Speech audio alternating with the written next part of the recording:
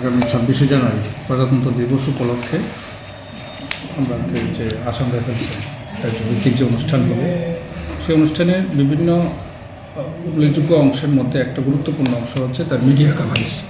এখানে মাঠে যারা থাকেন তাদের পাশাপাশি সবার জন্য অ্যাকচুয়ালি মিডিয়ার মারফতই সবাই এটা দেখেন।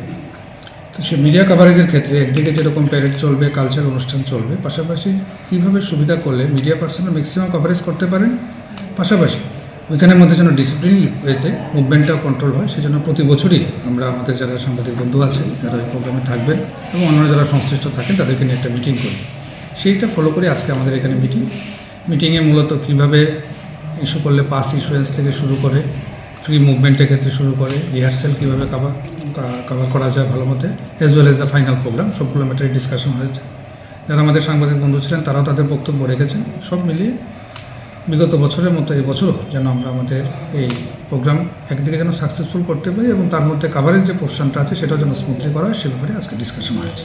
কবে থেকে পাস ইস্যু করা হবে? পাস ইস্যুয়েন্সের জন্য প্র্যাকটিক্যালি আমরা সমস্ত যারা কনসার্ন মিডিয়া পার্সন ইন্টারেস্টেড আছেন তারা আগামী 21 তারিখের মধ্যে তাদের যে ফটো সহ সোশ্যাল মিডিয়া হাউস থেকে অথরাইজেশন লেটার জমা দেবেন। পুলিশের সঙ্গে টেক আপ করে আমরা পর next day or the very next day 22 বা 23 তারিখের মধ্যে পুরো প্রক্রিয়াটাকে আমরা 24 তারিখের মধ্যে কমপ্লিট করে নেব, যেন 26 তারিখে ঢুকতে কারোর যেন কোনো অসুবিধা না হয়।